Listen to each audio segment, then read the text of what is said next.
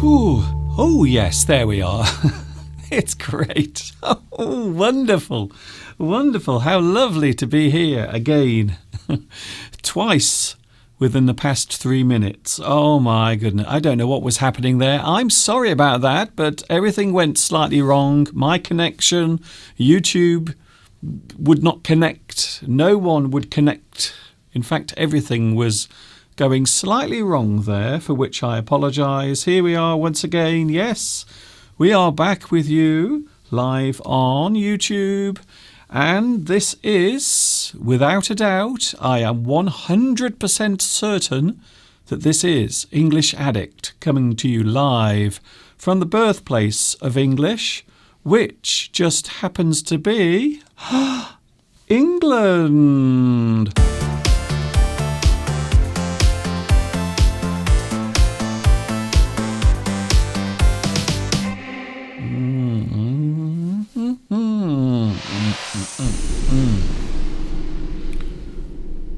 I'm not sure what was going on there. I hope you can see me clearly. Unfortunately, I don't know why. I have no idea. But the connection today is very strange, very unusual. Perhaps it's the wind. Have you noticed outside? Did you see at the beginning? There is quite a strong wind blowing today outside. There it is. So that is the view right now outside the window, and the wind is beating across the Shropshire Hills and also crashing into my house as well. It is very unsettled out there, very windy. Not only that, but also there is something else happening here today. We have some damage to repair on the roof of the house. So there are some builders at the moment on the roof of the house repairing the roof. And it has nothing to do with the wind. So it's nothing to do with the wind, nothing serious. They are just doing some slight repairs to the roof. So a lot of things going on today, not just that, but also my internet would not connect for some reason. I don't know why. So I've changed the speed of my internet today. So the streaming today, my stream is coming to you at a slightly different rate. So if the picture is not clear, please let me know. But I am having to use some different settings so you can see me. Besides that, everything's okay. Yes, I am happy because I've made it to the end of another week. And guess what? So have you. It's Friday.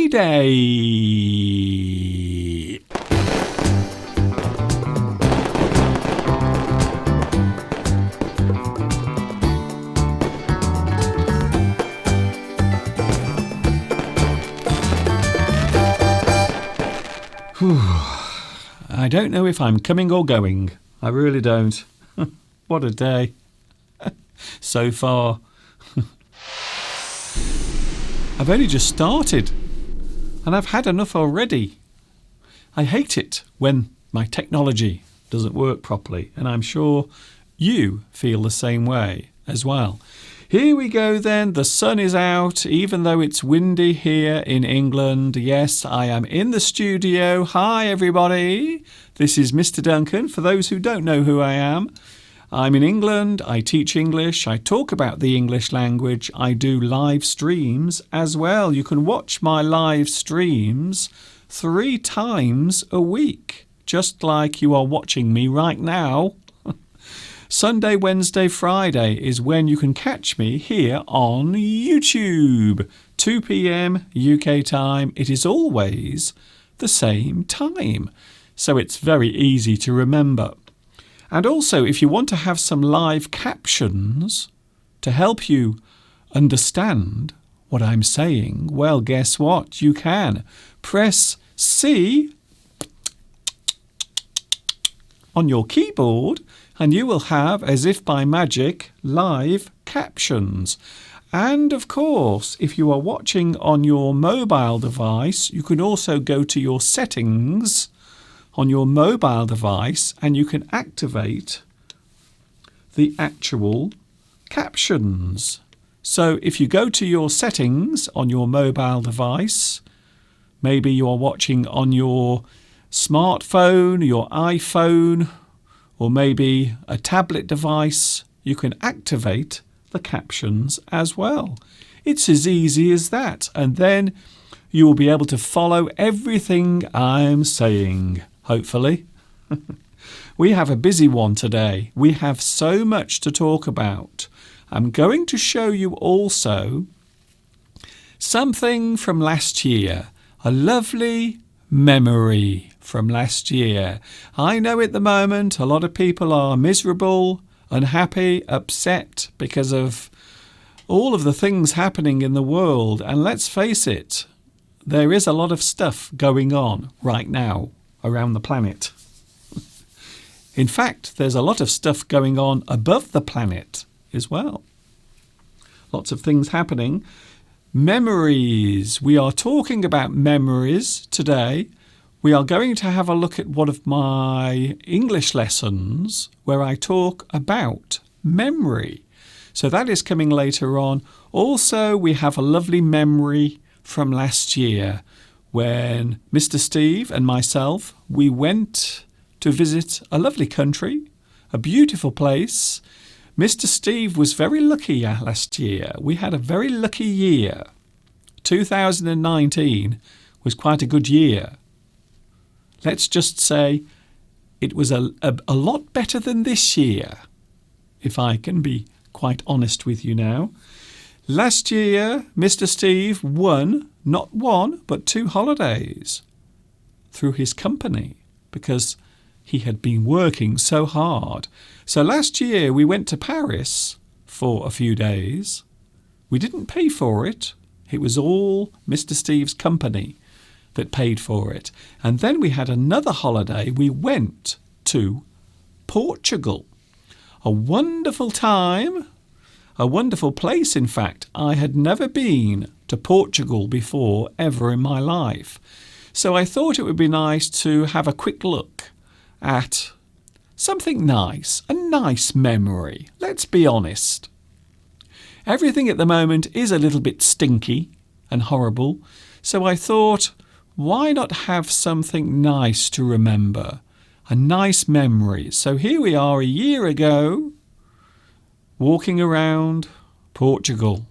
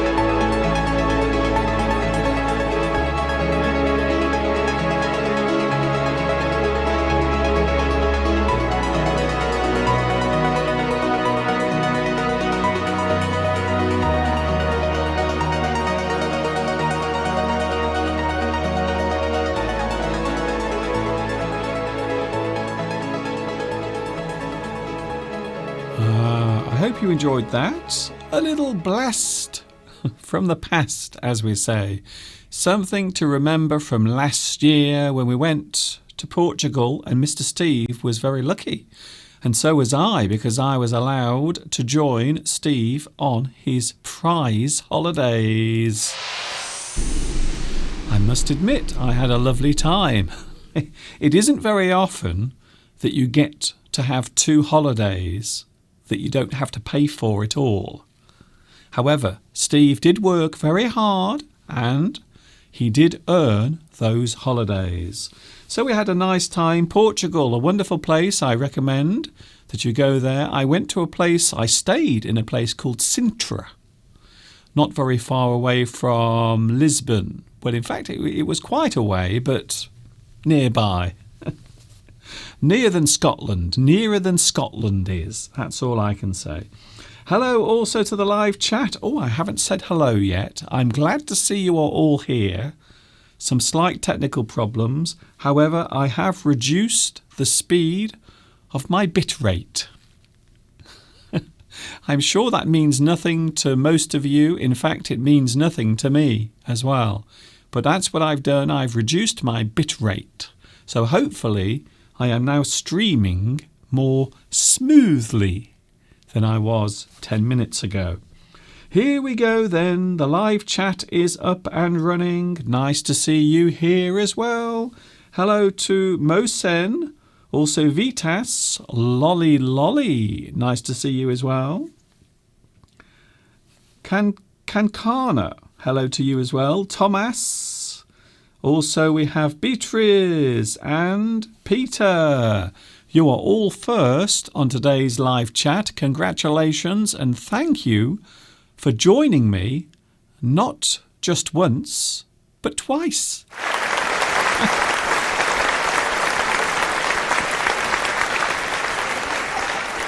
Can I compliment you on your wonderful patience? So you didn't just click on my video once, you actually joined me twice because of my disconnection. Amazing. Thank you very much. We have Belarusia is here as well. Nice to see you back. Also Robin is here. Robin Hakim.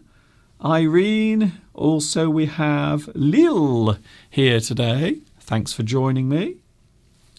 Yes, it was a little bit difficult today. A lot of things going on.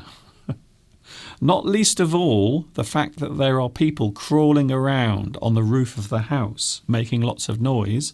Also, I'm here as well on a very windy day, and I couldn't get connected to YouTube, unfortunately.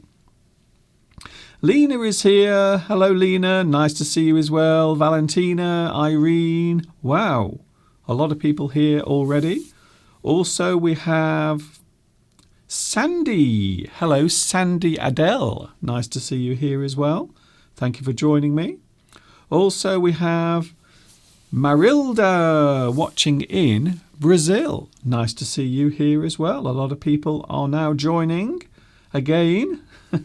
Oh, we have Pedro Belmont is here today. Nice to see you, Pedro. Welcome back.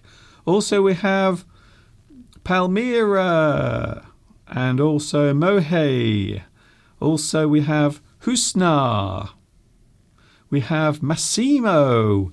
Even in Rome.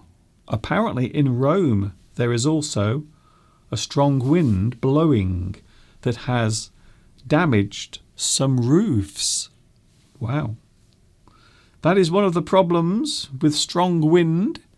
If your house is old, like this one, you might have a little bit of damage. However, I think this house, the problem with the roof on this house is that for over 50 years it's been beaten and blown against. Lots of things have happened to it over the years. So I think over the years it has become damaged. So that's why we are having to have some repairs made on the roof of the house. Unfortunately, we have no choice. Hello, Mika. Mika Ode is here as well, watching in Japan. Can I say a big thank you, by the way, can I say thank you to Chen Jun Yu for your kind donation, for your very kind donation on PayPal. Thank you very much for that, for your lovely donation. And whilst we're talking about donations, can I also say thank you to my Patreon donators as well. Mika, once more. Hello, Mika, again. Ding Bai, Andrew, Julie, Anna, Oleg, and also Michael. Thank you very much for your lovely donations, your regular donations on Patreon as well. So thank you very much for that. I do appreciate it. Of course I do. Because through your help, I am able to do this for free. It costs nothing. And I've been doing this for ever such a long time. How long? A long time. A very long time, in fact. By the way, next month, on the 16th of July, it will be 4 years since I started doing my live streams. So next month will be an anniversary, 4 years. I've been doing this almost, my live streams. And of course, I've been teaching here on YouTube for almost 14 years. A very long time indeed. Hello, Corey. Hello also Arup, Tamara, Roxy. Hello to you as well. Hello, Francesca, Anna Kobe. Wow, so many people are joining me today. Thank you very much for giving up your Friday. It is the end of the week. We have made it all the way to the end of the week. And of course, this is the first week of June as well. Although it doesn't feel very summery outside at the moment. It does not.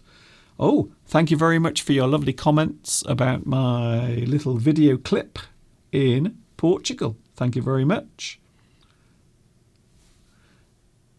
Corey says, you are coming with pictures from Portugal. What a coincidence.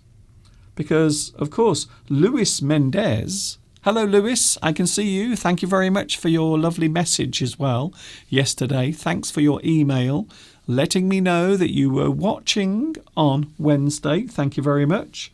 And of course, Luis Mendes originally is from Portugal. Tias is here. Also, we have Zor. Hello, Zor. Lena, I remember my wonderful time in London in 2011. A week before Easter, and also in 2013. 3 weeks in July. Oh, I see. So you've been to London twice. So once in 2011 and once in 2013. I hope you had a good time. At the moment, not many people are travelling around for various reasons. I'm sure you know why. Here in the UK, we have been told that from the 15th of June, when we go outside, we will have to wear face masks. I know it's a little bit late. It feels as if we should have been doing that 3 months ago. But no, from the 15th of June, we are all recommended and also required, in fact, to wear masks if we are travelling on public transport or if we are going into a place where there are many people. You have to wear a mask. And if you don't have a face mask, they can ask you to leave. Ooh. So that is all happening here in the UK from the 15th of June this year. Wow, 2020. We're not even halfway through the year yet. We're not even halfway through.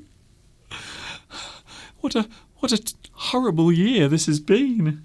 I can't wait for 2020 to end, to be honest. Mary is here. Hello, Mary Aronza. Hello to you as well. Abdella is here. Hi, everyone. Most of us here are trying to be good at English and learn through Mr. Duncan's streams. But it's not enough. We have to practice. So if there is some interesting practicing, please let me know. Well, I suppose there are many ways of practicing your English. Maybe you can watch a movie with captions. So there are many ways besides watching YouTube. There are other ways as well. Maybe reading a book. Maybe writing something that you copy from a book.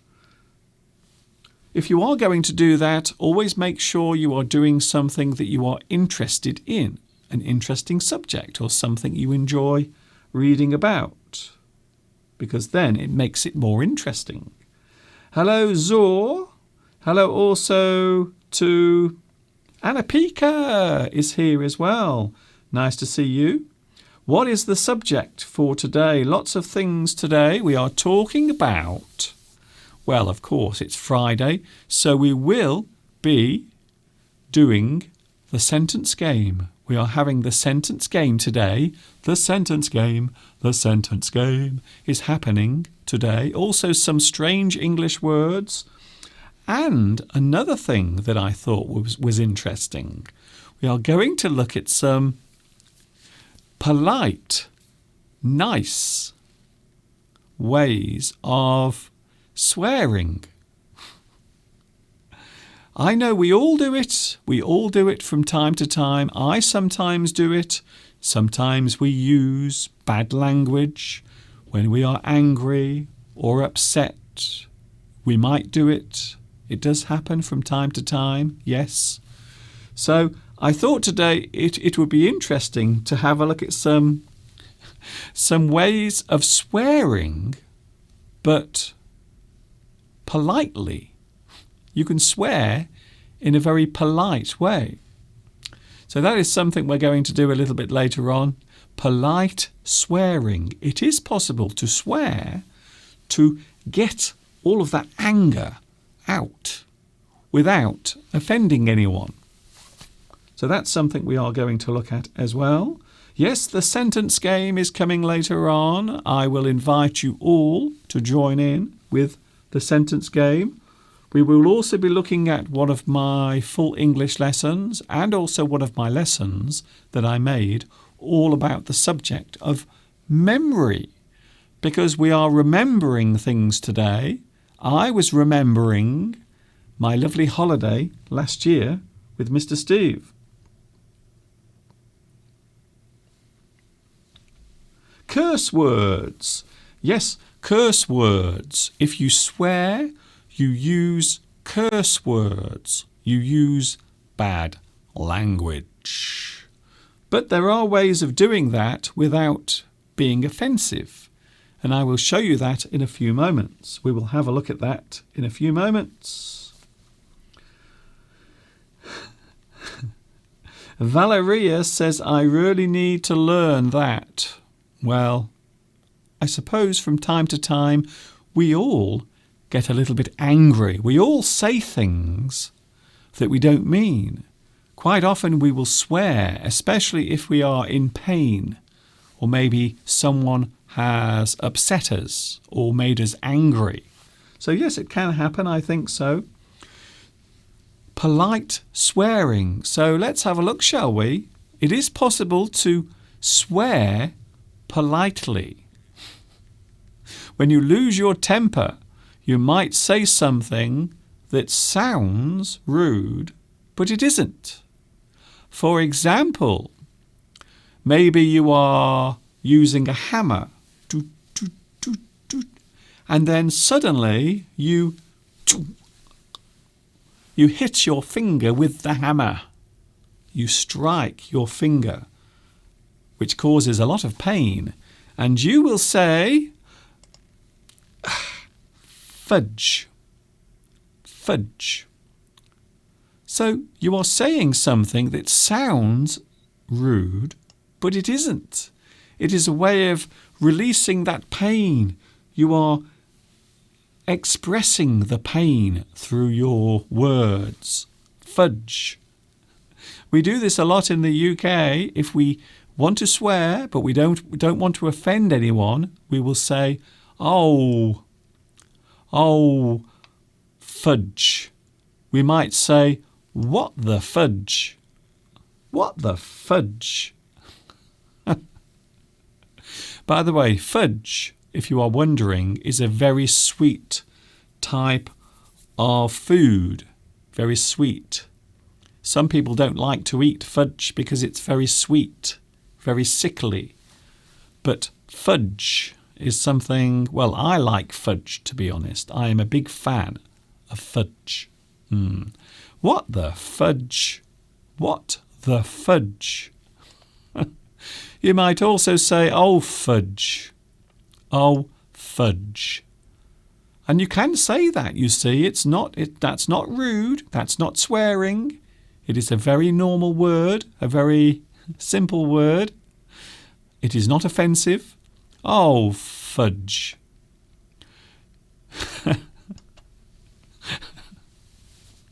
It's making me laugh now. You can just fudge off. Oh, fudge off. What the fudge? Oh, fudge. You can just fudge off. You see?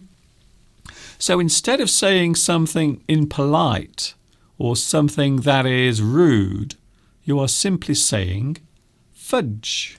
Oh, fudge. Would you like to see another one? Here's another one. Sugar. Oh, sugar. So you are not saying anything rude. Instead of saying a bad word, you are saying something that is innocent and inoffensive. Oh, sugar. Oh, sugar. So you are still expressing your anger or your pain, but you are not swearing. Your body doesn't know that. And all of the people around you will not be offended. Oh, sugar. Oh, sugar. I like that one. That's one of my favourites, to be honest. I think that one might be the most commonly used, if I was honest. I think sugar, oh, sugar, is often used. Here's another one. Oh, frick. Frick. This is another one. It is an expression that is often used in the USA. In American English, you will often hear this word used in anger. When a person gets angry, they might say frick. What the frick?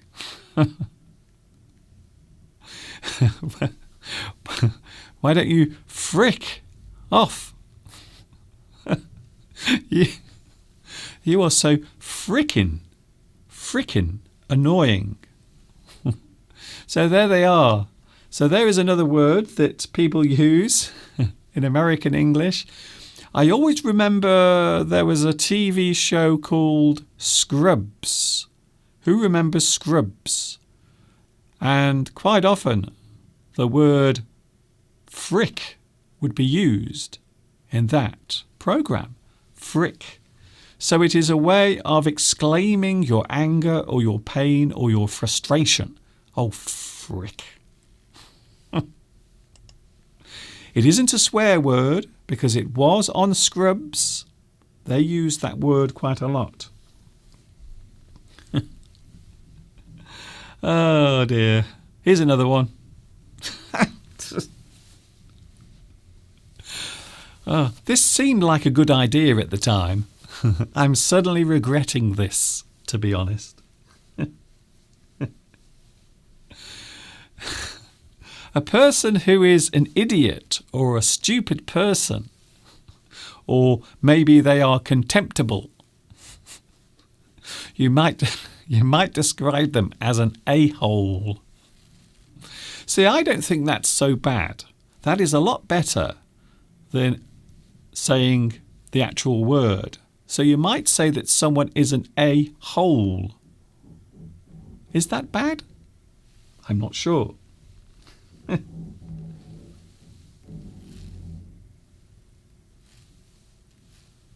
Can you hear the sounds above my head? It sounds like the builders have gone back to work on my roof. I might get a little bit annoyed myself in a minute. Here's another one. Oh, beggar. Beggar. Beggar. You might use this word sometimes when you are angry, when you are feeling frustrated.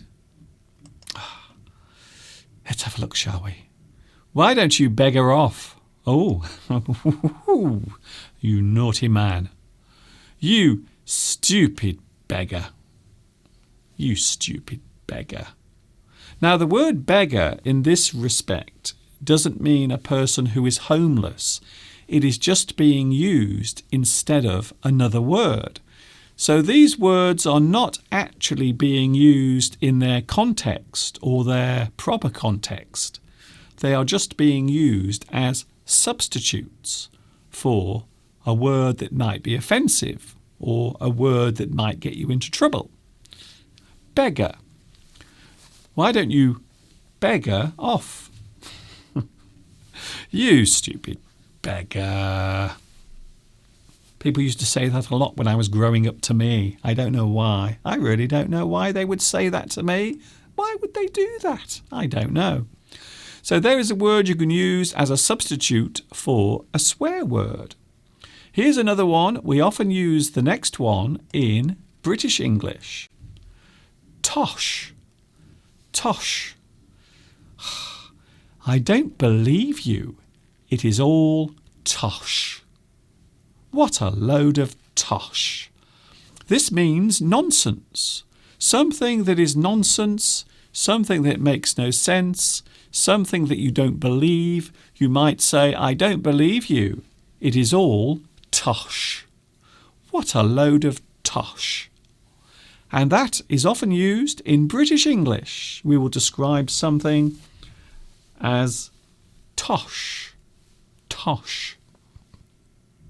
So these words are not offensive. I won't get into trouble for using these words because they are simple words, normal words, average words.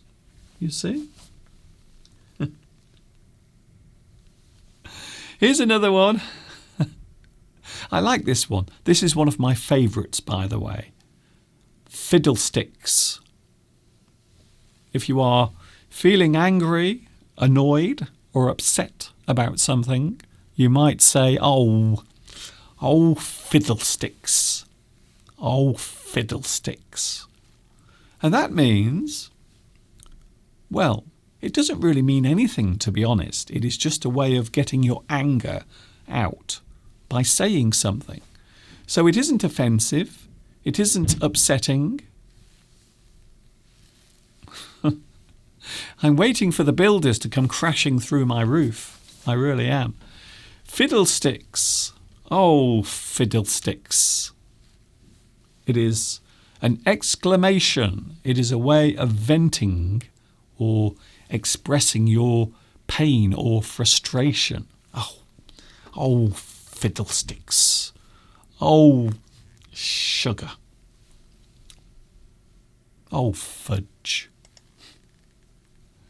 Here's one. Oh, I'm only going to put this on the screen for a few seconds. This is only going on the screen. You will have to look quickly at this one. Are you ready? So this one is very rude, although it isn't rude, but the meaning is rude. So you might have to pause the video. Here it is right now. And that's it. So that was the last one. That one is really rude. I'm not going to go any further into that one. So even though the sentence isn't rude, the meaning can be very rude. Shall I show you it again? Okay, very quickly. There it is. That's it. That's all you're getting. That's all you're getting. I'm not showing that for more than half a second.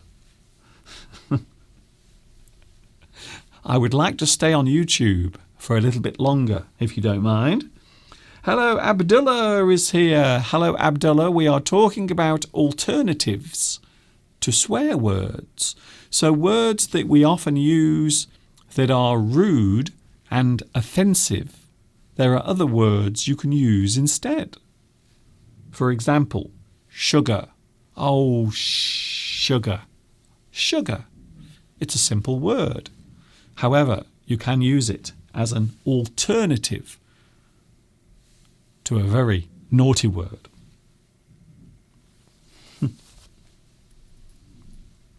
You don't say that someone is fiddlesticks. You just say it as an expression. So you don't say that someone feels fiddlesticks. It is something you say. It is an expression. So it doesn't describe anything. It doesn't describe a person or their feelings. It is just something you say as a way of expressing your anger. Yasir is here. Hello. Also fly or die. In my opinion, what's worse is often the tone that some people have. Isn't it true? Or isn't that right? Yes, you are right. Sometimes a person can speak to you with a very unfriendly or rude tone. So the tone of someone's voice can actually be rude, even if the words they are using are not. Maybe you go into a shop and you are in a bad mood, and perhaps you've been waiting for a long time to be served. And then when you finally get to the salesperson, your tone is very rude. When they serve you, you say, "Thank you." Well, you can hear the tone of my voice is actually unfriendly. So even though the words I'm using are friendly and polite, my tone is not. I am being maybe sarcastic. So I am being rude, unfriendly, because of the tone of my voice. So sometimes it is interesting. You can say very innocent things, but sometimes you can still sound very rude, very impolite. So yes, that's a good point. I like that. Robin says if you say ja, ja, it means yes, yes in Germany, but also the meaning is very bad. Okay, then I won't say it again. Fly or die, a gentleman will not use a rude tone. No, however, a person might lose control of their emotions. So they might be feeling frustrated or in a bad mood. So they might use unfriendly or rude words. Yes, you are being sarcastic or ironic. You are saying it, but you don't really mean it. You don't mean it. I like that. We're going to take a break in a moment. So those are some words we can use instead of swearing. I think I have a good idea because we have been talking about memories today. So here is an excerpt from one of my lessons that I made a few years ago, all about the subject of memory. And this is not the full lesson. This is just an excerpt. So you are going to see some small parts of that lesson. However, if you want to see the full lesson is underneath this video. The link is below in the description. So let's go back in time and have a look at one of my earlier lessons where I was talking all about memory.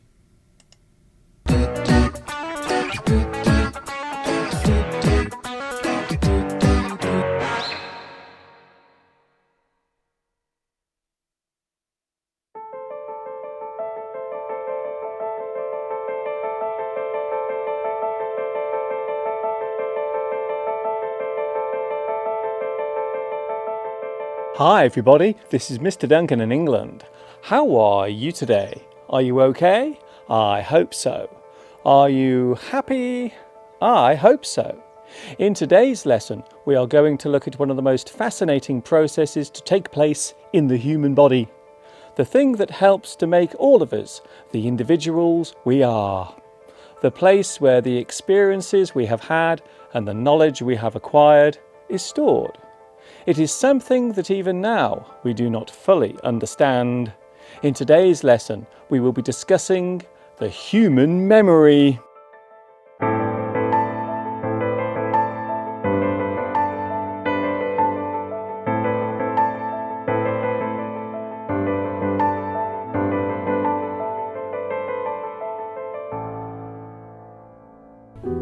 The important things we do and see stay in the memories of you and me. The moments from our childhood remain precious and treasured. The limit of the memory cannot be measured. As we make our way through this life with all of its joy and pain, those happy memories long since gone in time will make us smile again and again.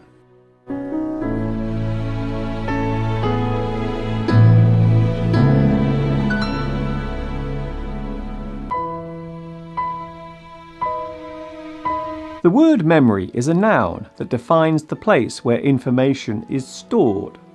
Memory can also be the thing that is being remembered. A memory of something is stored in the memory. The action of remembering involves retrieving the information from the memory. Computers have memory, as do humans, although the way they are designed and operate is not quite the same. A stored memory can be anything. Your first kiss, the first time you ever rode a bike, the day your pet goldfish died. All of these significant memories are stored away somewhere up here. In my previous lesson, I talked about our senses. I also mentioned the fact that the things we sense, such as light and sound, create information which is stored in the memory. When we see or hear something, the information created passes through the brain. It is then filtered so as to decide whether the information is important enough to be stored permanently.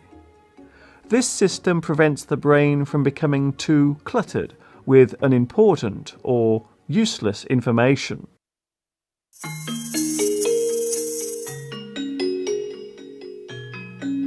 There are many similarities between the way in which the human brain stores information and the computer sitting in front of you now.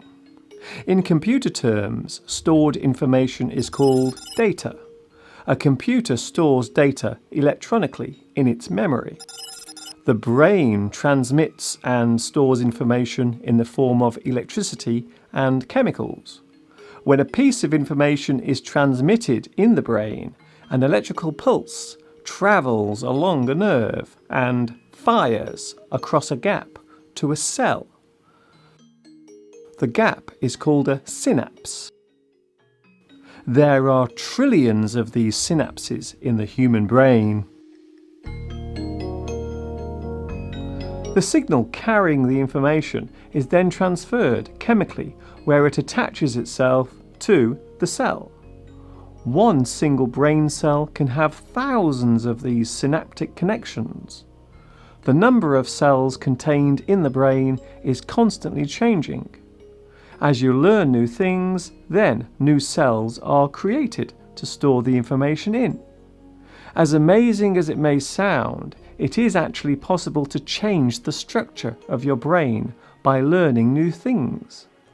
Recently, it was discovered that even by carrying out a daily task in a slightly different way, it is possible to stimulate the growth of new brain cells.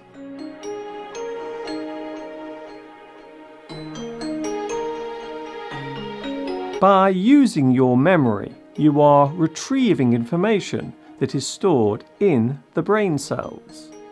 You are consciously searching for the information. You are recalling an event from your past. You are thinking about something. You are reminiscing. You recall. You think. You recollect. You reminisce. You remember.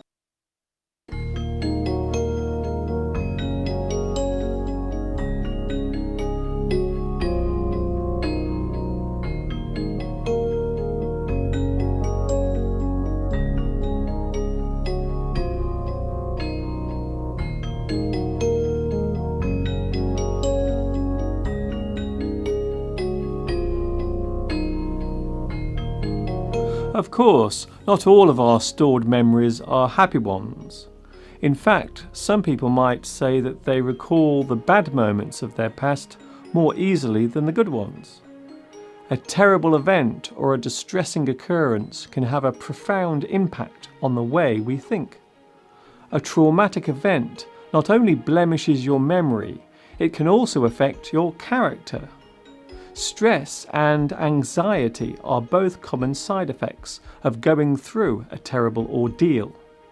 So while our memory gives us the ability to remember the good things, it also stores many of the things we would much rather forget.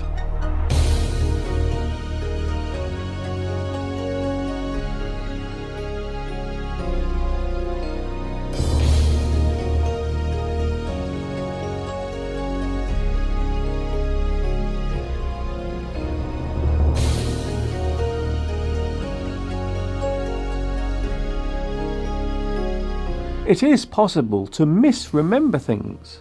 Sometimes we add parts to a memory so as to give it more form. Just because you remember an event does not necessarily mean that's how it actually occurred. It could be an inaccurate memory. Your memory can play tricks on you. Childhood memories tend to be made up of fleeting moments and small events that play in the mind like a short video clip. These distant memories can be happy or sad, good or bad.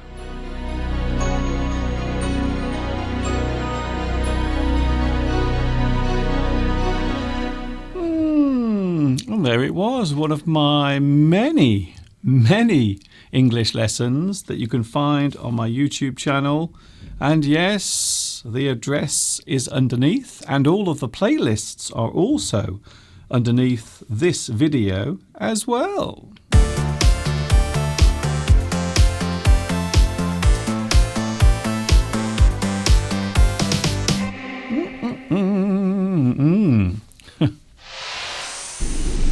It's getting noisy.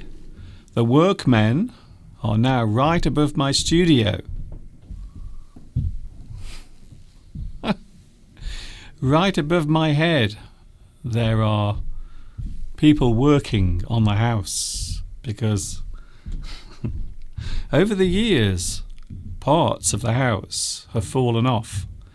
So these nice men working above my head are now putting all of those pieces back. Isn't that lovely? Although you might actually hear a little bit of noise, a little bit of disturbance whilst I'm talking to you, for which I apologise. However, Mr. Steve, I think we can blame Steve for this. It's Mr. Steve's fault, because it was him that arranged it, you see. Steve arranged for the builders to come here. So this is his project, not mine. It's nothing to do with me. So that is what is going on. I hope you're feeling good today. It is a very strange day. It sounds as if we might have some special guests in a moment crashing through my ceiling. I hope not. Hi everyone, I hope you are feeling good. We are going to play the sentence game today, by the way. We are playing the sentence game. I know a lot of people like playing that, and that is what we are going to do today. Would you like to look at a simple and interesting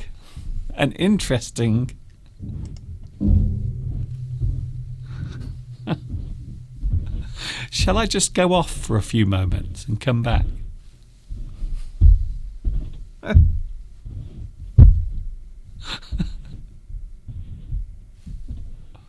This is slightly distracting, I'll be honest with you. I could never be a reporter. Do you ever watch the TV and you see those reporters and they are reporting live from a war zone? And there's all sorts of things going on around them. There are explosions and all sorts of things happening, and yet they stay completely calm and they stay focused on what they are talking about. I could never do that. I would be so distracted by everything that's going on around me. Hello, Emilio. Oh, Emilio. Hello, Emilio. Nice to see you as well. Awesome lesson, as all of the ones you have done. You are the best, Mr. Duncan. Yes, there are some of my English lessons that I call my epic lessons. So something that is epic is big, and something that is extravagant or something that goes on for a long time might be described as epic. So I have, over the years, made some very long English lessons that go on for maybe 30 or 40 minutes. And they are covering normally one particular subject.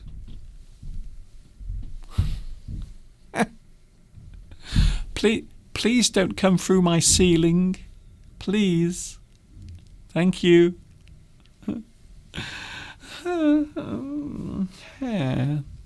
So yes, I have made some epic lessons, including a lesson all about memory, also reality, one of my favourite lessons, that one. Also, I did a special lesson all about the Samuel Johnson. I'm really distracted by this sound above my head. Samuel Johnson, who of course compiled the first ever English dictionary. I also made one as well. I'm thinking of using a swear word at the moment. Oh, fudge. Oh dear. So those words that I gave you earlier are not actually swear words. They are alternatives. They are alternatives to swear words. So they are not rude, but it is a way of venting or expressing your anger without offending anyone around you, which I think is lovely. Here's an interesting idiom. Have you ever heard of this idiom? I'm going to show you an animal. And believe it or not, there is also an idiom connected to this particular animal. There it is. Oh, it's so cute. I remember at school, when I was a little child, we had a guinea pig in our classroom. And during the summer holidays, they would always ask one of the students to take the guinea pig home to take care of it during the summer school holidays. And one year, they asked me. So one year, we actually looked after the school guinea pig. And I still remember his name. His name was William. I know it's a strange name for an animal. So yes, there is a guinea pig. However, there is also an expression, an idiom that can be used in English as well. Would you like to see it? We can also use guinea pig as an idiom to be used as a test subject. Normally, if you are testing something or experimenting, maybe a new product or maybe some new medicine, it is often used when we are describing a person being used as a test subject, or maybe an animal that is being used as a test subject for the trial of a new product or medicine. We can use the expression to be used as a guinea pig. So you might say that someone who is being tested on, maybe there is an experimental drug or a product, you might describe that person as being a guinea pig. Even though they are not a guinea pig, but it is actually being used as an idiom. So if you experiment on someone, if you are testing something to make sure that it is safe. So anyone can be a guinea pig. Even a human being can be used in a test as a guinea pig. You are testing a product. You are testing something on a person. They are being used as a guinea pig. Interesting. I love the English language because there are so many strange words that exist in the language itself. Talking of which, would you like to have a look at some strange words? Here are some unusual words. Some unusual words. Would you like to see something unusual? Here is an unusual word. An unusual, strange English word. Ooh, Mr. Duncan, I've never seen this word before. How do you describe this word? Oh, Lena is going. See you later, Lena. Catch you later. Hopefully see you on Sunday. Mr. Steve will be here. Yes, he will be here with us on Sunday. The word you can see now on the screen is pronounced jostle. Jostle. Jostle. If you push, shove, if you try to get through a crowd of people, if lots of people are pushing against each other, they jostle. Maybe you are trying to push your way to the front of a group of people. Jostle, struggle, fight against. You are trying to get through a crowd of people. Jostle, jostle. A very unusual word. It is an action. You are doing it. You are jostling. Maybe you are trying to reach a certain position in your company. So maybe 2 or 3 people are trying to get ahead in their company. Maybe one person is going to be promoted. So many people try to get that one position. They will jostle. They will push. They will try to get to the front. Jostle.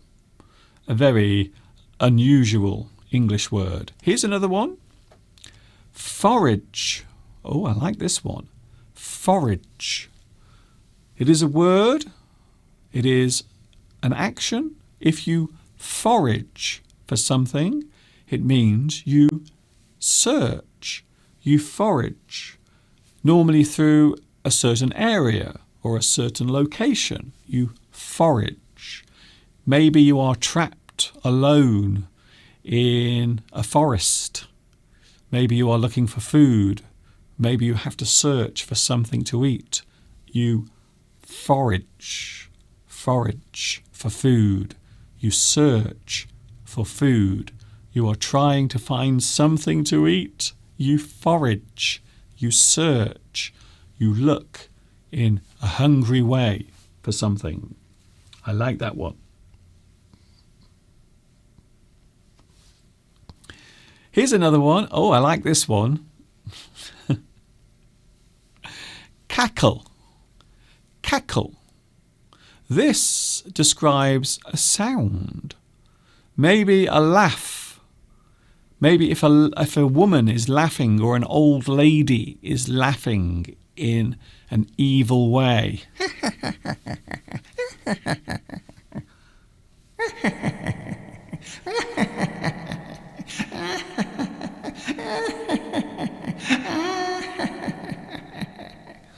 Cackle is the description of that sound. A person will cackle.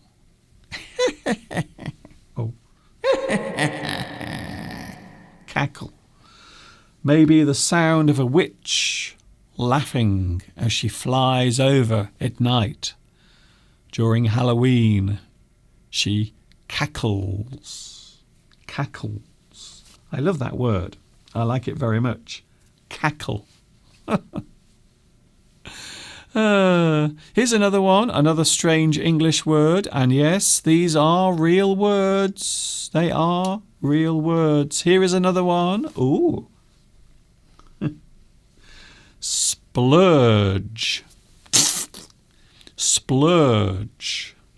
It's an interesting word, actually, splurge, because it sounds like something that is coming out. Maybe something is coming out quickly. Maybe water. Maybe a volcano is erupting and it will splurge. However, this word means something completely different. If you splurge, it means you suddenly spend a lot of money. You splurge. You go out and you do a lot of shopping. You buy lots of new clothes. Maybe you buy some new shoes. Maybe you buy a new hat. Maybe you buy lots of jewellery to wear. You splurge. You suddenly go out and you spend a lot of money. You went out yesterday, you went to town, and you splurged. You had a good splurge. You splurge your money. You spend your money on many things.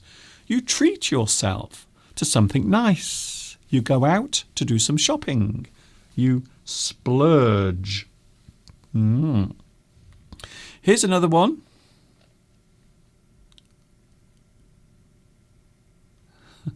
If I can find it. Otiose. Oh, I like this word. Again, a very unusual word. It is a real word. It describes a certain type of thing. A thing that has a certain effect, or it gives you a certain feeling or emotion. Otiose. Some people pronounce it otious. You can pronounce it as otious or otiose. Something that is otious or otiose is something that is pointless or meaningless. Something that has no point. Something that is a waste of time. Something that has no meaning. It is meaningless. It is otiose. It is an English word and it is real. I know one thing, I love revealing these strange words because I have a feeling sometimes you might not have heard of these words before. So maybe for you some of these words are actually new. Maybe you've not heard them before. Hello, I come here for the first time. Your voice is very comfortable to listen to. Thank you very much. That's very kind of you to say. My name is Duncan. I live in England. I am an Englishman and I talk about the English language. And right now we are talking about unusual, strange English words. Oh, here's another one. This describes a type of action, an action, the way you are doing something.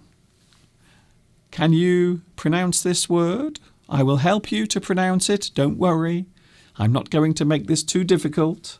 Here is the word schmaltz. Ooh, I like that one.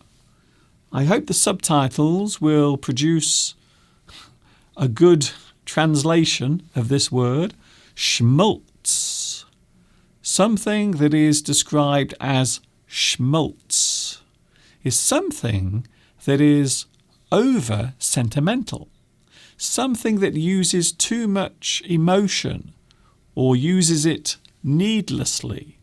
Too much emotion, over emotional, too much kissing, too much romance. A little bit is okay, but too much, you might describe it as schmaltz.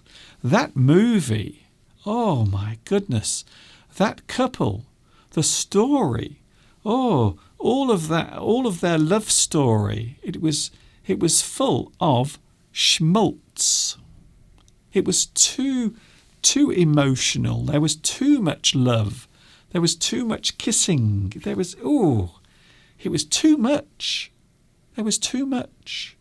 We describe it as schmaltz. So it is possible to have too much emotion. Maybe you are trying to create an emotional feeling in your audience. You are doing something to make them feel emotional. We might describe that as schmaltz. Schmaltz. It's a great word. Vitas says, what about sob stuff? Yes, well, we are doing something that is trying to create emotion, a certain type of emotion, maybe love or sadness, too much sentimentality. Oh, I like that. I like that word. Sentimentality. It is too sentimental. Too much. Too much. Here's another one. Oh, I like this one. Here's a great word. Used quite often in American English. Yes, I do talk about American English and British English words as well. This particular one is used in American English, and I love this word. It is so expressive. Bupkis. Bupkis. If you have bupkis, you have nothing. You have no money, you have nothing. You can say that you have bupkis. You have nothing. Maybe you are playing cards with your friends. You are trying to win some money. And they ask you to show your hand. They want to see the cards that you are holding in your hand. And you say, oh, I know I'm not going to win. I've got bupkis. Bupkis. I've got nothing. I've got nothing here that is useful. It is bupkis. And this apparently comes from Yiddish, which means nothing, to have nothing. So I love that. Schmaltz also sounds Yiddish. Yes, I believe it is, actually, and bupkis as well. I heard this word the other night on television. I heard someone say bupkis, and I thought, that is a great word. So I wrote it down, and that's why I'm using it now on today's live stream. Bupkis. I love that so much. Would you like to have a look at another word, one more before we carry on? Reticent. If a person is reticent, what does it mean? Does anyone know? I wonder if anyone knows what this word actually means. If you are reticent, what does it mean? Does anyone know? I will say a special hello and a round of applause for the first person that gets that right. What does reticent mean? You might express a person who is what as reticent. Reticent. Anyone know? Apparently Sergio says bupkis in Russian means money. That's interesting. I like that. So I'm learning something now. I like that a lot. Bupkis. You have nothing. Nothing. I like it. If a person is reticent, what does it mean? You are reticent. Does anyone know? We will be playing the sentence game in a few moments. If anyone knows what reticent means, please let me know. Vitas, thank you for your guess. Does anyone else know? I've got no idea what reticent means. Ah, okay then. Anyone else? The same word also in French. Oh, I see. Yes. Thank you, Anna.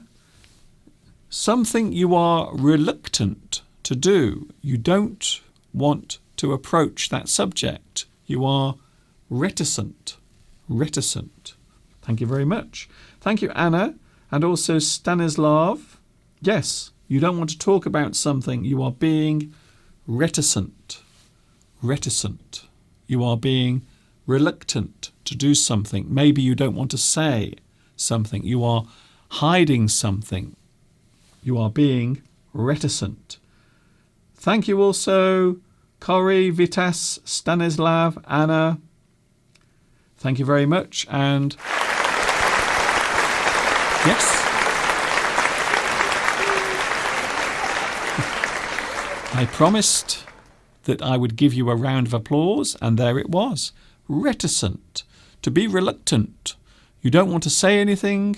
You don't want to give anything away. You don't want to reveal any secrets. You are being reticent. I like it.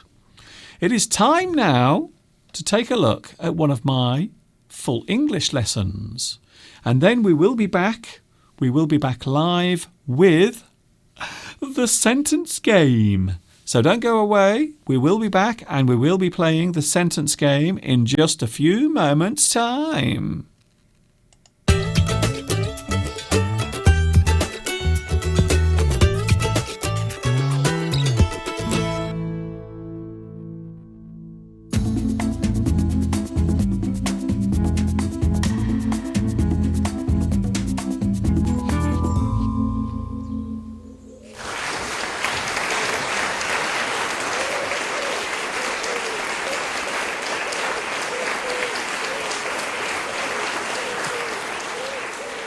Oh, thank you. Thank you for that lovely round of applause. Isn't it nice to receive a warm welcome? A polite greeting offered to someone as they appear is a warm welcome. You are pleased to see someone, so you offer them a warm welcome. An audience might clap or applaud. The action of a group of people clapping is a round of applause. You can also applaud someone for their achievements. You give praise and encouragement to someone by telling them how happy you are for them. You applaud them. I know what you're thinking now. Mr. Duncan, when are you going to start today's full English lesson? That is a very good question. So without any more delay, let's get on with today's full English lesson right now.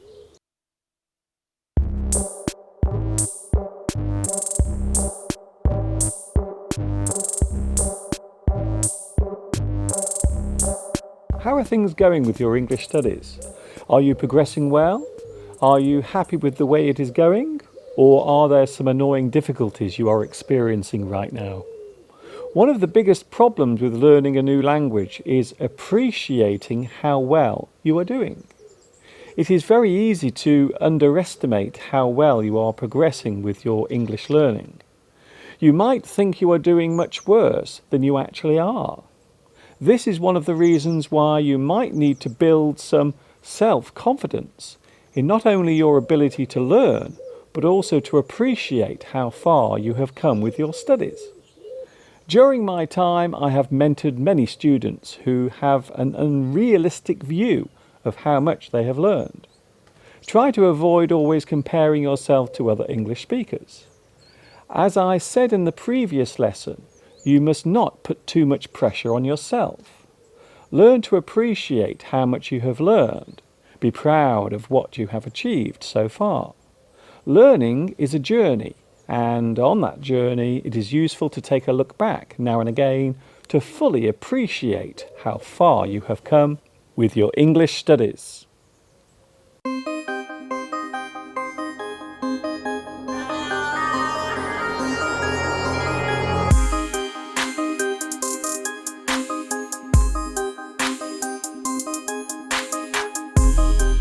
It's time to take a look at another buzzword. A buzzword is a word or phrase that is popular during a certain time or is generally used. Today's buzzword is privilege. The word privilege is generally used as a noun and means a special right, advantage or immunity granted or available only to a particular person or group. In this sense, the word is used to show inequality or a certain bias towards a particular social group. Some people see privilege as a thing enjoyed only by a certain race or someone with a high social standing. It always seems to be the privileged few who get into a good university. The privilege might be there from birth, examples of which include being born in a particular country, to a certain social class, or of a certain race. The topic of privilege has become a hot subject over the years. The perception that one social group has more rights than another often relates to the notion of privilege. We can also use privilege to express the honour of doing something. It is a privilege for me to be here with you all again. Another use of privilege relates to the right of a lawyer or official to refuse to divulge or reveal confidential information. The private or confidential conversations between a professional and their client can be classed as privileged information. It cannot be disclosed. The phrase "check your privilege" is used to suggest that someone should recognise that their attitudes or views reflect the fact that they are in a privileged or advantageous position because of their particular social category or categories to which they belong. For example, there is the concept of white privilege, which suggests an inherent bias or favouritism towards those who are Caucasian. The original meaning of the word privilege literally means private law and comes from Latin, with the original definition expressing a particular law affecting an individual.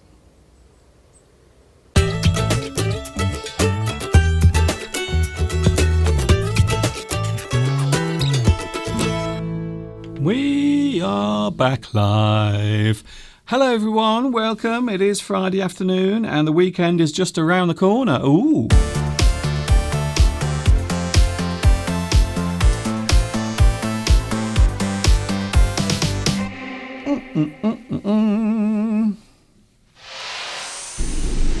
I think the builders have disappeared. I think they've gone, so there will be no more banging above my head. Yes, I think they've gone. Unless, of course, they've fallen off the roof. Anyway, either way, it's quiet now. Hello, everyone. Thanks for joining me today. I hope you've enjoyed today's English Addict live stream, coming to you live from the birthplace of English, which just happens to be England. Yes. Here we go then. Would you like to play the game? The game that everyone is playing all around the world. Yes, it's the sentence game.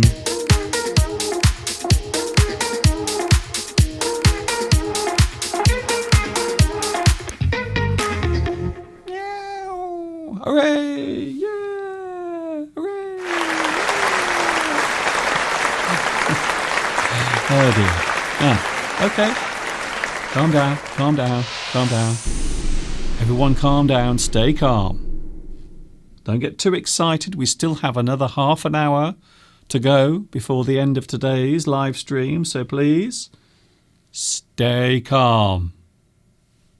You might need a piece of paper and a pen to help you with this. It is very simple, very easy to play. You can all play along wherever you are in the world. Oh, by the way, can I say hello to Tanya Art? Hello, Tanya. Nice to see you back again. I haven't seen you for ages. For ages. Such a long time I haven't seen you. Here we go. It's very simple. All you have to do is look at the sentence. However, there will be some gaps. There will be some spaces that you have to put one word into. And today I'm doing it slightly differently because I'm going to also show you an answer as well on the screen. So I'm going to make it more interesting by actually showing you an answer afterwards. So first I will reveal the sentence, and then what I want you to do is tell me what those words are, the words that are missing in the sentence. I'm going to show you right now. So are you ready to play the sentence game? Hello, Ivars. Can I say hello now? Yes, you can. I have just arrived from work. Hello, Ivars. Nice to see you back here again. Time does fly. Apparently, when you are having fun. I don't know if that relates to my live stream. I'm not sure. Here we go then. And there it is on the screen right now. Ba-ding! Things, blank, looking, blank, for the blank. Things, blank, looking, blank, for the blank. All you have to do is put a word in those spaces. Put one word, only one word. I have to be very strict, you see. One word in those spaces. Things, something, looking, something, for the something. Any ideas? Don't worry, I won't rush you. I am not going to be Russian. I'm not going to rush any of you at all. Yes, Tanya, it's nice to see you again. Where have you been? We've missed you. Where have you been? We haven't seen you for such a long time. Welcome back, anyway.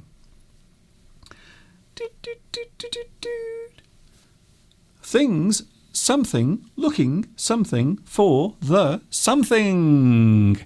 It is the sentence game. You can play along at home. You can play along wherever you are, whatever you're doing. Maybe you are at work. Maybe you have returned to work after the lockdown. Maybe you are still in lockdown. In a few days, we will have to start wearing face masks again. Here in the UK, we are all going to have to wear them. We have no choice.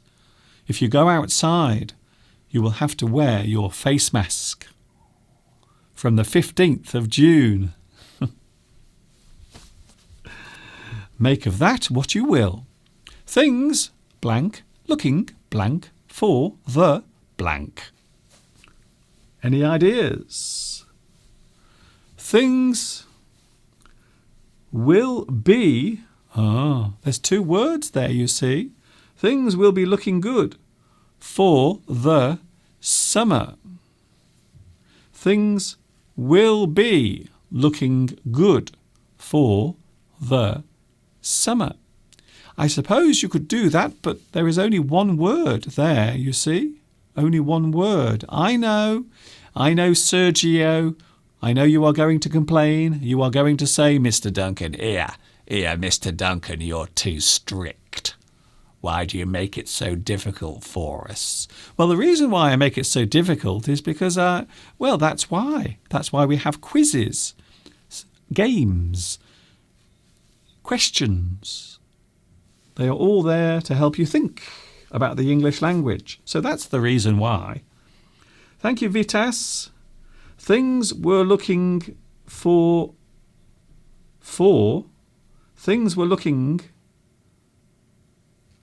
for the master. Things were looking. Well, in this sense, this is not the action of looking. So we are using the word looking in a very different way here.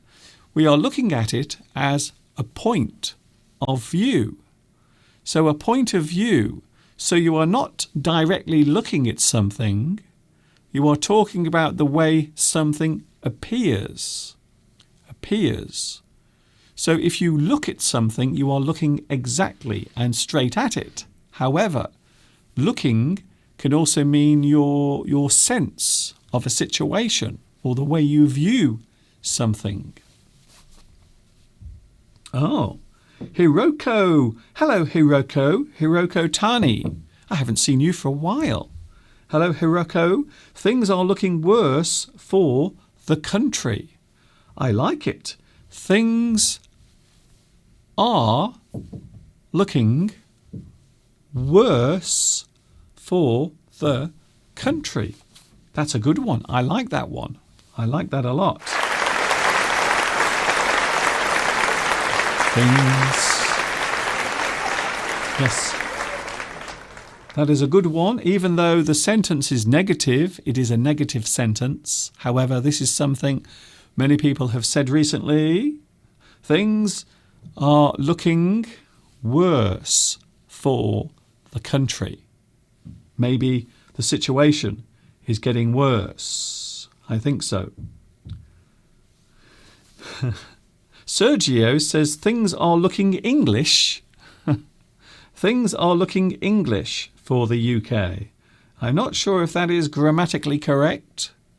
So in this sense, the word looking is expressing maybe the feeling you have about the future or a current situation. Things are looking, they are looking good. They are looking bad. So this does not have to be a negative sentence. It can also be a positive sentence. I will show you in a moment. Tamara says things are looking fashionable and nice enough for the evening party. Wow, that is a lot of extra words in that sentence. However, I do actually like your sentence. I like it, you see. Things are looking fashionable and nice enough for the evening party. So if something looks fashionable, it looks up to date, it looks modern, stylish maybe. I like that. Good. Things were looking the same for the children. Things were looking the same for the children. Something that hasn't changed, we can say that it looks the same. However, I don't think it fits in here. I don't think it fits in this sentence. Things are looking bad. Things are looking bad for the using. Maybe for the. Quite often we will have a noun or something that describes a thing. Things are looking bad for the what? We had a good answer earlier, country. So country. So at the end of that sentence you are going to put a noun. Things are looking bad. Or, of course, you can say things are looking good. So it doesn't have to be a negative sentence. This sentence can be positive or negative. Things are looking bad for the country. Things will be looking better for the summer. Again, a good answer. Slightly too many words. But yes, things will be looking better for the summer. Or maybe you could say things will be looking better when the summer arrives, or when summer arrives.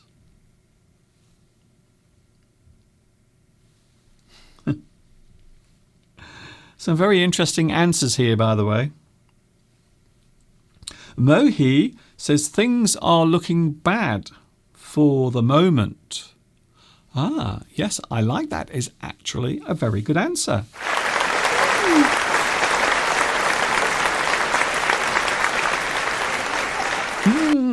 Yes, I like that one.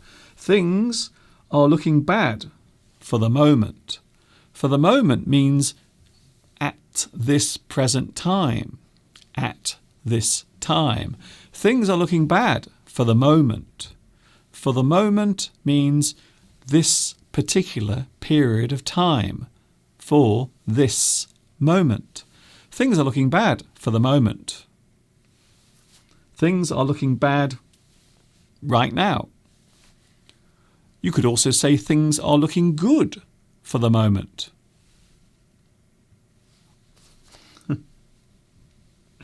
Some very interesting answers, by the way. Can you say hi to Solange and Evelyn? Says Jean or Jean. Jean Pinero, can you please say hello to Solange and also Evelyn? Hello, Solange and Evelyn. Nice to see you here. Thank you for joining me on my English Addict Live. I hope you are enjoying this as much as I am.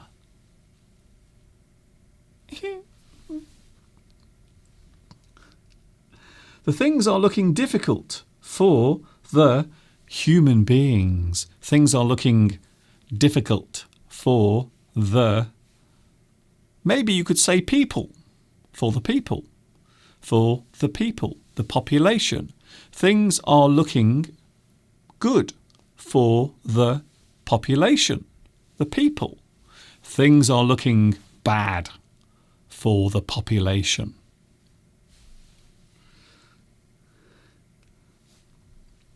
Things are looking awesome for...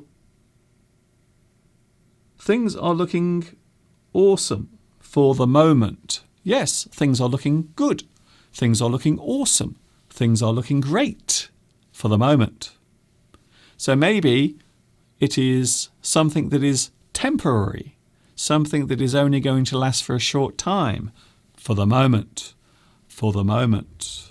I don't know how long it will last, but maybe it will only be here for a short time. It will be here for the moment. Oh, I did absolutely nothing during my quarantine days, but now I'm here and I bought some new books. Oh, okay, then good.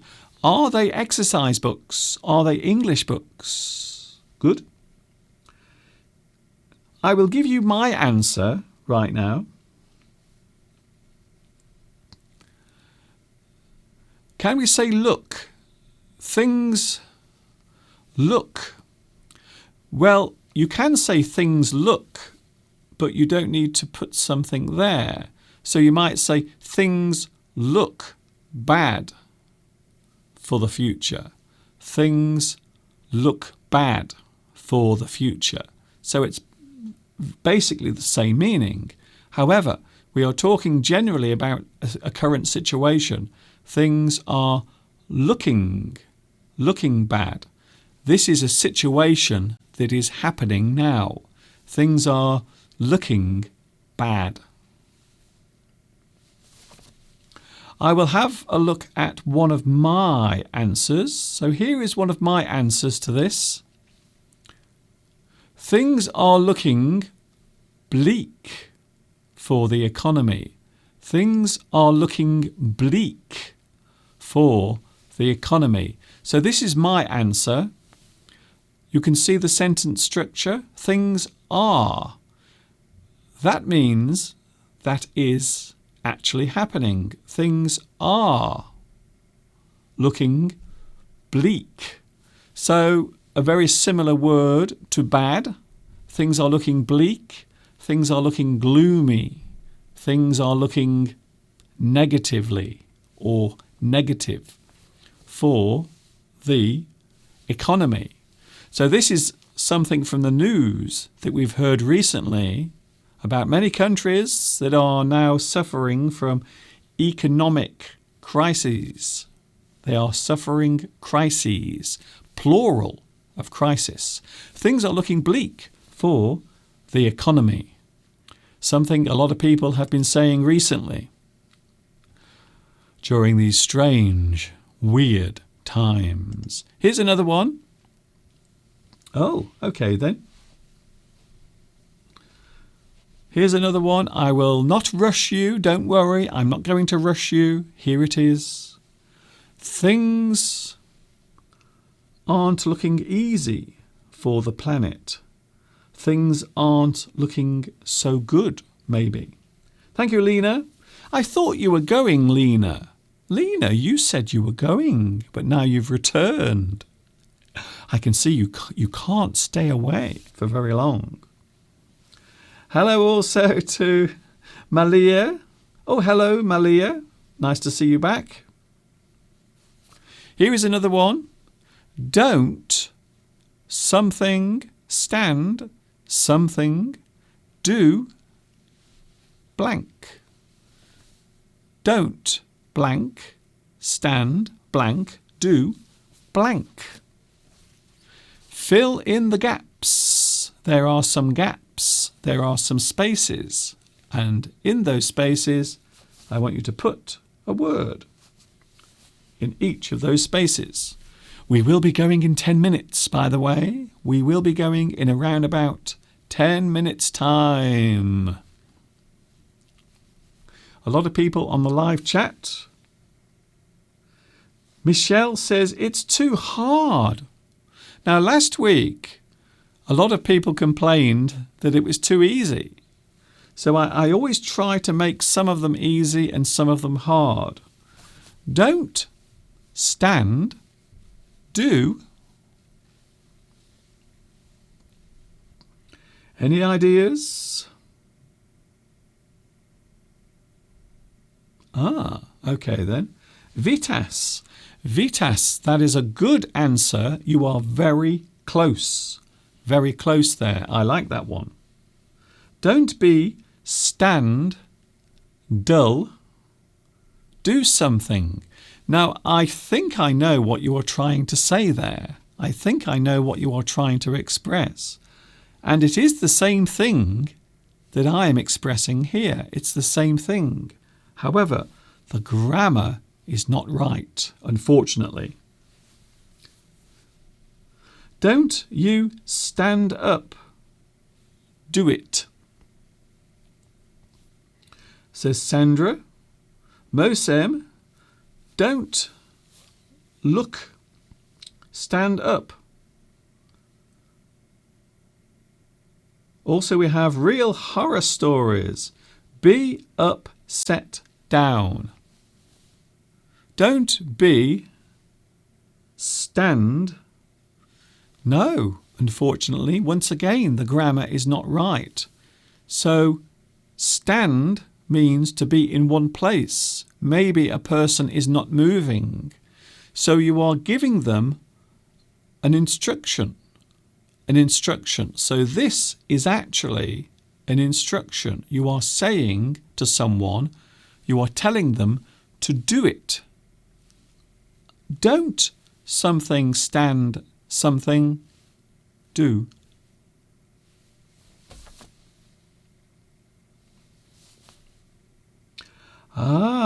Lolly lolly. Lolly lolly, that is a good answer. Yes, I like that one.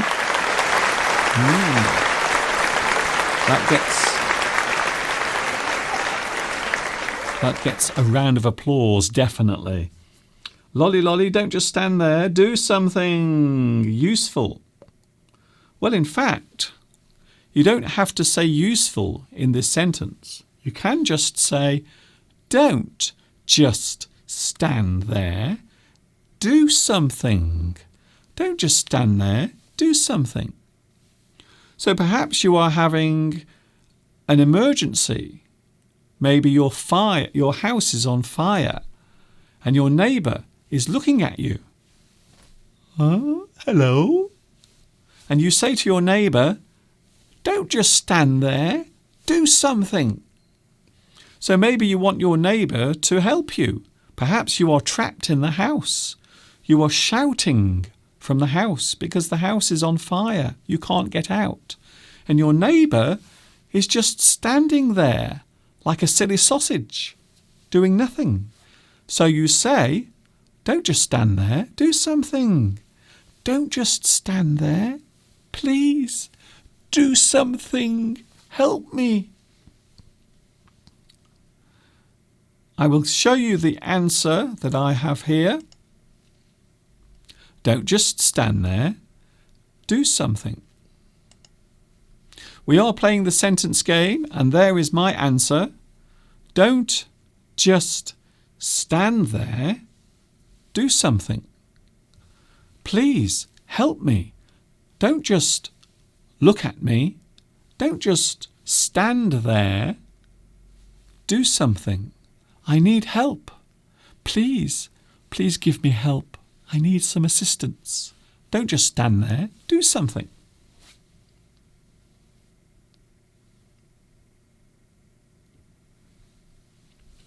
Here's another one. I think we have time for maybe one or maybe two more before we have to go. Here is another one. We are playing the sentence game. Ooh, I think a lot of people will get this. They will get this. I think so. So I think many people are going to get this one. You can blank anything. Blank you blank blank blank to it. What could that be? You can blank anything. Blank you blank blank blank to it. I will give you a chance, don't worry. Yes, don't just stand there. Have you ever had that situation where you've been in trouble and someone is just watching you? They're not helping you. They're just looking. And you say, don't just stand there. Do something.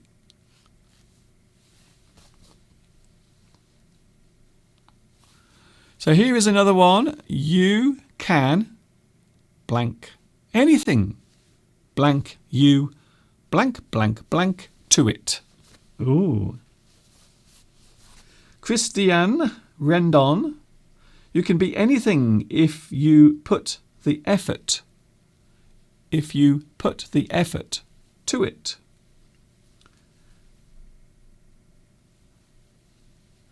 You can do anything if you make the sacrifice. If you make the sacrifice to do it. I like that one. That's a good one. Yes, I like that one. So both of those, Nicole, Christian, and also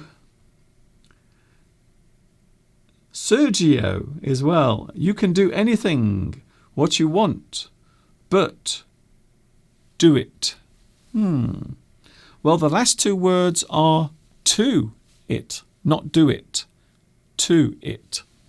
But you are very close. Hello, English with Ascat or Ashcat. Do that, want to do.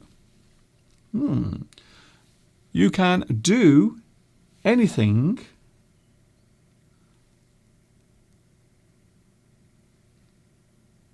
very close, very near. Yes, very near. Hello, Rush. You can do anything if you put your mind to it. Ooh. Thank you very much to Rush Dermott.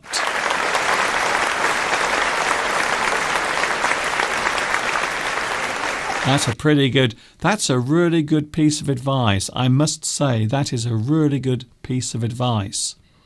Yes, I will show you the full sentence. You can do anything or you can achieve anything.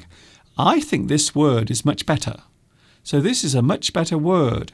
You can achieve anything if you put your mind to it.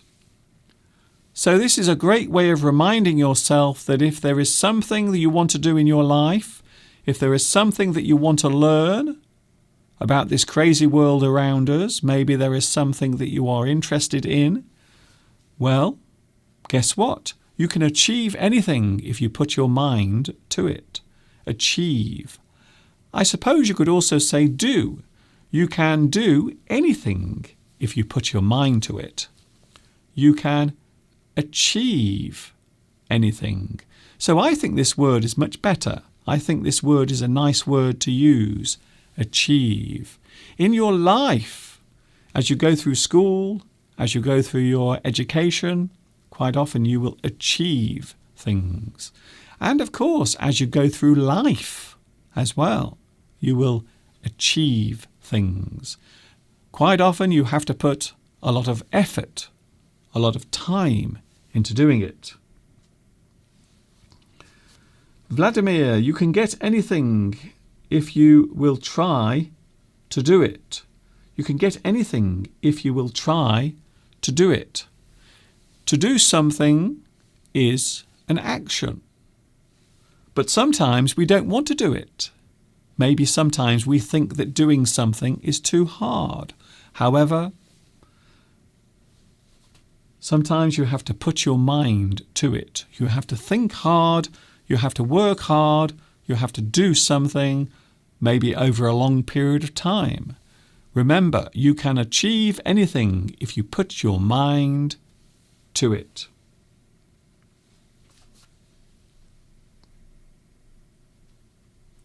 You can do anything if you properly prepare to it. We normally say prepare for it. So you don't prepare to something, you prepare for something, because prepare is before. Before, you see? So prepare is always before something happens. You can't prepare for something after it has happened. You have to prepare for something before. So you have to prepare for it because it hasn't happened yet. So all preparation happens before the event, not after.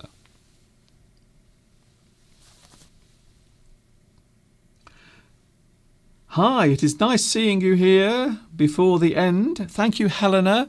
I will be with you for a few more moments, and then I will be going. We have another one. Would you like another one? Okay, I think we've got time. We've got enough time for one more, I think. Okay. Quite a few here. Quite a few blank spaces. I, something, been, something, something for my something holiday.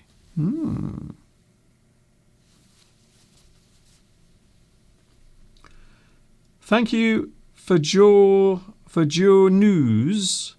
This is hard work, hard listening, writing, speaking, reading. You have to put your hard work into it. Yes. When we talk about hard work, we mean effort. Effort. So something that is hard to do, quite often you will have to work harder. You will have to put more effort into it. Whatever it is you are doing, quite often in life, things require a lot of effort, a lot of work. So here's the next one. I, blank, been, blank, some, blank, for my, blank, holiday. All you have to do is fill in the gaps. Put one word in each space. One word. Now this particular sentence expresses something that you intend to do, something you will do in the future, something you are planning for. Quite often, if there is something you want to do, sometimes you have to plan for it. You have to do some planning, preparation. Quite often, when you want to do something, you need money. Yes, and this sentence refers to that.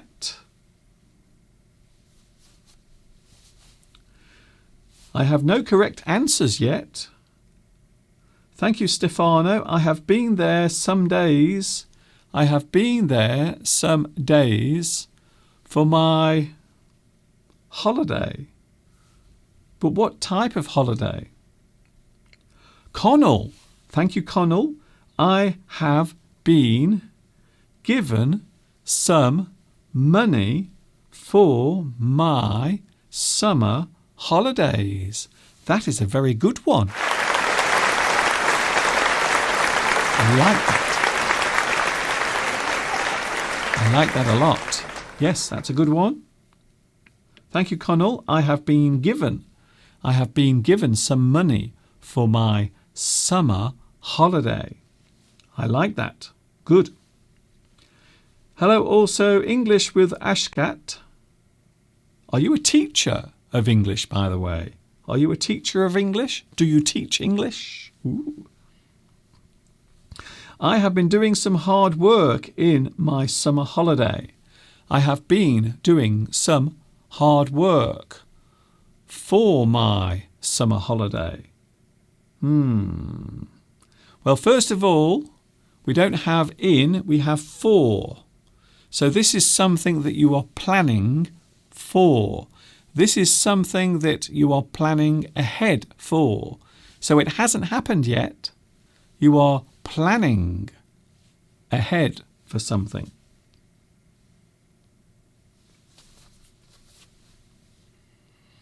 I have been doing some work. I have been doing some work for my summer holiday. Not bad, but there is something else that you are doing in this sentence. Something you have been doing so you can have your summer holiday. I've been doing something for my holiday. What have you been doing? Quite often you need money. You need money when you want to do something. If you want to go on holiday, quite often you will find that you need money to do it, unfortunately. I have been buying some clothes for my summer holiday. I have been buying some clothes for my summer holiday. I like that one. Another good one. Yes.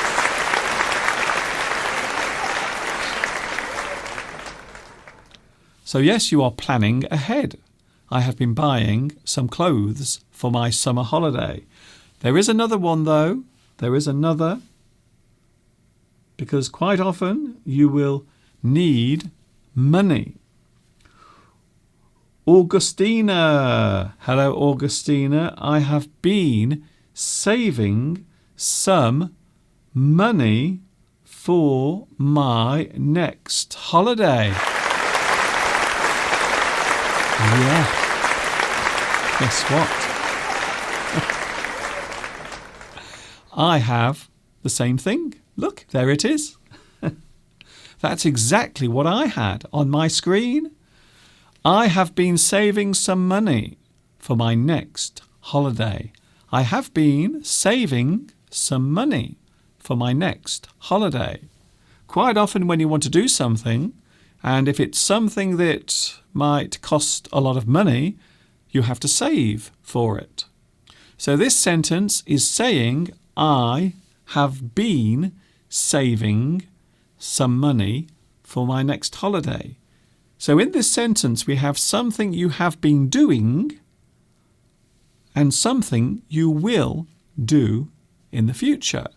I have been saving some money for my next holiday. And oh no, I can't believe it. That is almost it. I can't believe we have come to the end of another lesson. I can't believe. We have almost reached 2 hours. 2 hours I've been with you.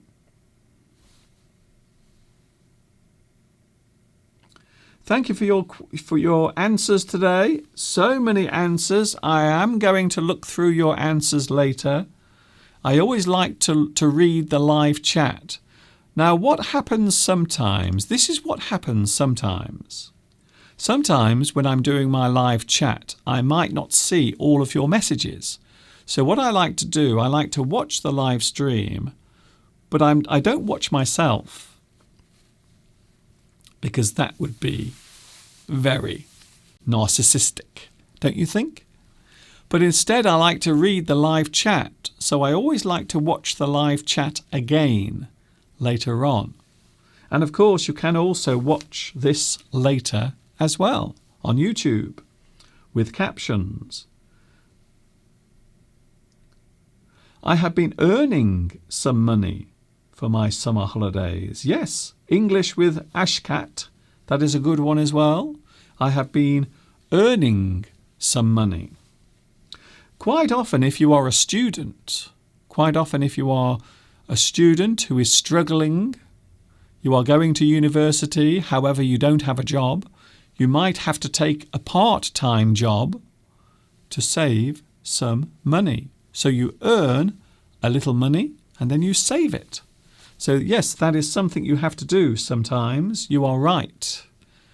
You have to earn money to save money. If you like what you see today, please give me a lovely like and subscribe. Give me a thumbs up and subscribe as well. If you like what you see, please give me a lovely thumb, and then YouTube hopefully will recommend my videos to everyone else. Christian Rendon says it's good to see you as well to improve your oral communication, and I don't think it will be narcissistic. Okay then. Well, maybe some people might think it because I'm watching myself, you see. So if I watch myself, maybe I'm narcissistic. However, I'm not, but I do like reading the live chat later on. So I will have a close look at all of your messages later on today. You can watch this again as well. You can watch all of this again later on. It will be on YouTube forever and ever. Thank you, Mosen. Thank you, Fly or Die. Thank you also to Gioe Ace. Thank you very much. Yes, I want to see your thumbs. Please give me lots of thumbs up. Thank you very much. Thanks to all of you today, by the way. You've been great. I would like to give you all a round of applause before I go.